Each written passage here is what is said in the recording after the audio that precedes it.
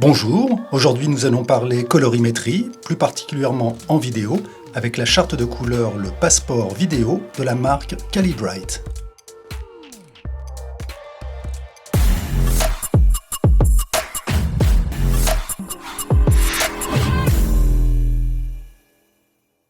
L'idée est de voir d'une part comment optimiser rapidement et assez simplement les couleurs d'une séquence et d'autre part comment faire correspondre les couleurs de séquences tournées avec des caméras et ou des objectifs différents, le tout en associant la charte de couleurs avec une fonctionnalité dédiée du logiciel DaVinci Resolve.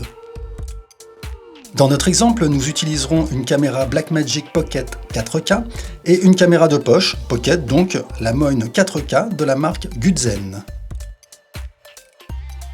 Tout d'abord, cette charte de couleurs est véritablement au format passeport, légèrement plus épaisse. Elle se compose de différents volets. Le premier d'entre eux, sur la droite, vous permet de gérer la mise au point. Entre nous, celui-ci est assez peu utilisé. Et à gauche, un très bon outil pour travailler la balance des blancs. Ensuite, troisième volet, ici à droite, la charte de couleurs, qui va nous intéresser plus particulièrement, comporte une colonne couleur, une colonne teinte de peau et deux colonnes de dégradé du noir au blanc. À gauche, on retrouve un dégradé noir, gris moyen et blanc. L'axe de la charte est cranté, ce qui permet de la poser dans différentes positions au sein même d'une scène et de mettre en avant l'élément souhaité. Nous voici dans le logiciel DaVinci Resolve, nous sommes ici dans la fenêtre Color. Nous avons bien nos deux séquences issues de la Blackmagic et de la caméra Moin. Nous allons trouver ici un onglet nommé Color Match. À noter, dans notre exemple, nous utilisons DaVinci Resolve, mais d'autres logiciels comme Final Cut ou Premiere proposent également ce type de fonctionnalité. Dans ce menu, DaVinci Resolve propose une liste de chartes de couleurs prédéfinies. Celle qui nous intéresse est tout en bas, le passeport vidéo. On peut voir qu'elle est présentée sous la marque X-Rite, qui a récemment changé de nom et s'appelle désormais Calibrite, mais il s'agit bien du même fabricant et des mêmes produits. Nous sélectionnons le passeport vidéo et nous retrouvons bien le même agencement ici et sur notre charte de couleurs. Ensuite, il faut déterminer l'entrée et la sortie de l'espace colorimétrique.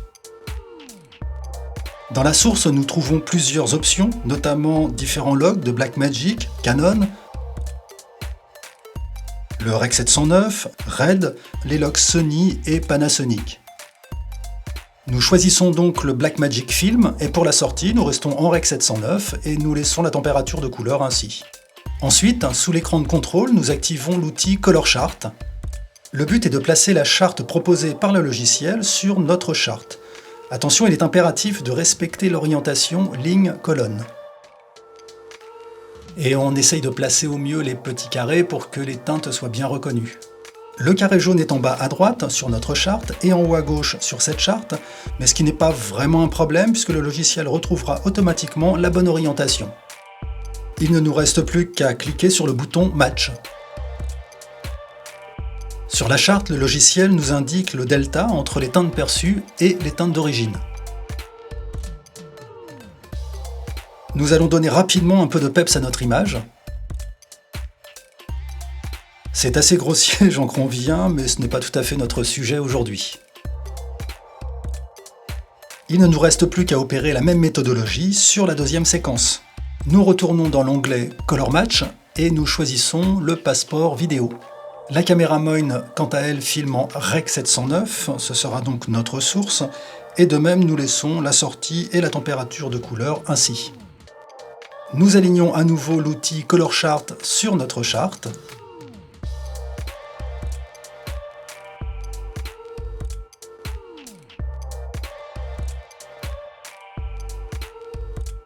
Puis le bouton Match.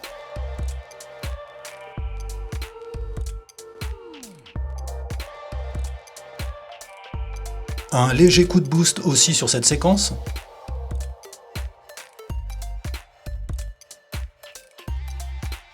Nous pouvons maintenant comparer les deux séquences et constater la concordance des couleurs.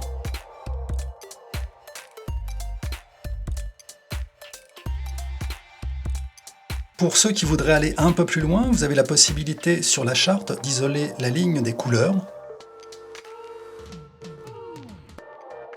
et ainsi travailler avec encore plus de précision les teintes et les saturations en vous aidant du Vectorscope et des outils de teinte et de saturation.